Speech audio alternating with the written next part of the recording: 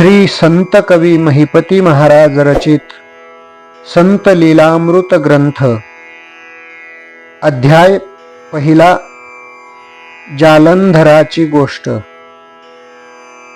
उत्तर दिशेला गौड बंगाल नावाचा एक मोठा प्रदेश होता।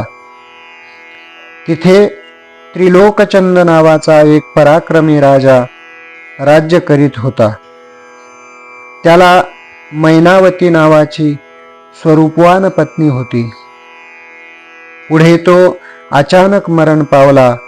त्याचा गोपीचंद नावाचा मुलगा राज्यकारभार पाहू लागला।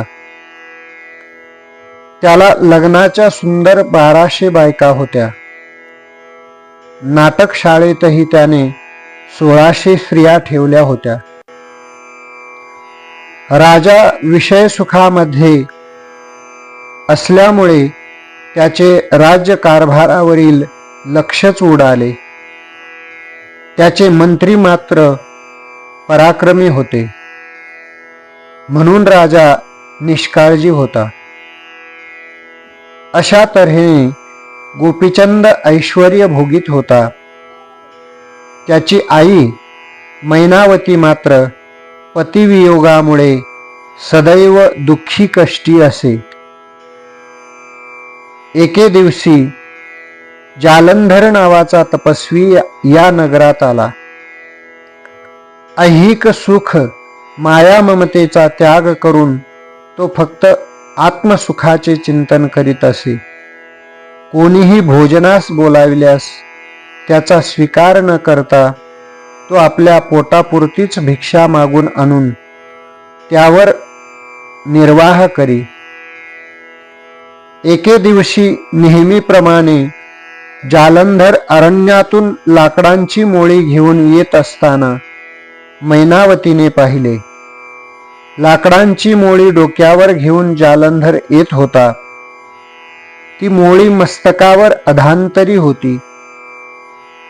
हा कोणीतरी ईश्वरी अवतार आहे व असा कोणी सद्गुरू आपल्याला लाभला तर आपल्या देहाचे सार्थक होईल।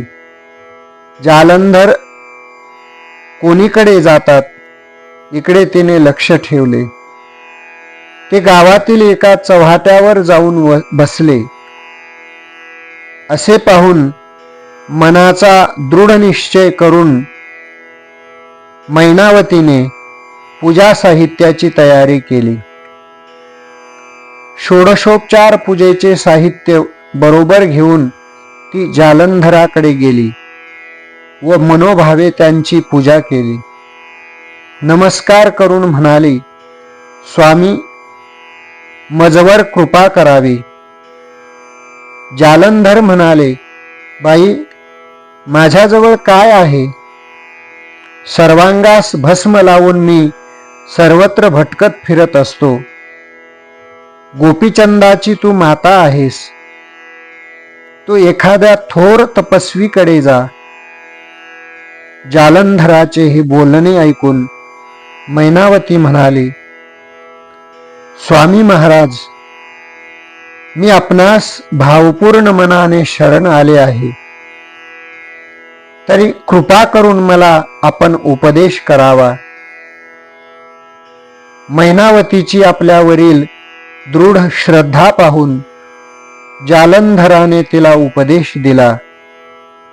त्याबरोबर ती अत्यंत विनम्र भावाने देहाभिमान विसरून सद्गुरूंच्या चरणी नतमस्तक झाली। तदनंतर मैनावती नित्यनेमाने जालंधराकडे जाऊन ज्ञानरूपी अमृताचे प्राशन मोठ्या भक्तिभावाने करू लागली। एके दिवशी गोपीचंद राजा आपल्या लाडक्या पत्नीशी गप्पा गोष्टी करत असताना ती स्त्री राजास म्हणाली, महाराज आपल्या मातोश्री सध्या त्या जालंधराकडे जातात, त्यामुळे सर्व लोक आपणास नावे ठेवतात। त्या आपल्या मातोश्री असल्यानं आम्ही त्यांना काही बोलू शकत नाही, पण आपणच यावर काहीतरी युक्ती काढा। आपल्या लाडक्या स्त्रीचे हे बोलणे ऐकून राजा क्रुद्ध झाला. राजकुलास कलंक लावणारे व काळिमा फासणारे कृत्य आपल्या मातोश्री करीत आहेत असे राजास वाटले. या गोष्टीस अटकाव करण्याचा उपाय म्हणजे जालंधरासच नाहीसे करणे हा होय. दुसऱ्या दिवशी सकाळीच राजाने प्रधानास आज्ञा केली की तुम्ही ताबडतोब जाऊन त्या जालंधरास मोठ्या मान सन्मानाने नगरात घेऊन या. राजाज्ञेप्रमाणे प्रधान सैन्यासह जालंधरास आणण्यास निघाला. तो गेला तेव्हा जालंधर समाधीस्थ होते. जालंधरांनी समाधी अवस्था संपवून पाहिले तो गोपीचंद राजाचा प्रधान ससैन्य आलेला. प्रधान जालंधरास वंदन करून म्हणाला, महाराज, आमचे महाराज आपल्या दर्शनासाठी उत्सुक आहेत. तरी कृपा करून आमचा राजवाडा आपल्या पवित्र चरणाने पावन करावा. हे प्रधानाचे बोलणे ऐकून जालंधर म्हणाले, आम्हास संसाराची अत्यंत घृणा आहे. असे असता राजाची भेट घेऊन मला काय करावयाचे आहे. परंतु प्रधानाने खूपच आग्रह धरला. मग जालंधर उठले व पालखीत न बसता पायीच राजवाड्याकडे निघाले. राजवाड्याजवळ जालंधर येताच राजाने सामोरा येऊन साष्टांग नमस्कार घातला. जालंधराने तुझे राज्य चांगले चालो असा आशीर्वाद दिला. गोपीचंदाने जालंधरास राजवाड्यात नेऊन त्यांची यथासांग पूजा केली. आज भोजन करून रात्री येथेच राहावे अशी विनंती केली. जालंधराने ती मान्य केली. भोजनोत्तर राजवाड्यामधील सर्व माणसे झोपल्यावर राजाने काही विश्वासू सेवकांना बोलावून त्यांना सांगितले की जालंधरास विहिरीमध्ये ढकलून द्यावे व विहिरीत संपूर्ण लीद भरावी. राजाचा हुकूम तात्काळ अंमलात आणला गेला.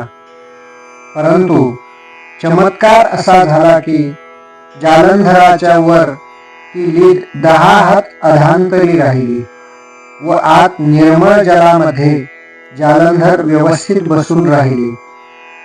राजवाड्यामध्ये ही गोष्ट घडली तरी त्याचा पत्ता मैनावतीस नव्हता.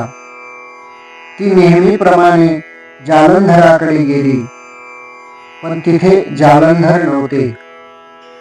ती अत्यंत दुःखी मनाने राजवाड्यात परतली. अध्याय पहिला समाप्त.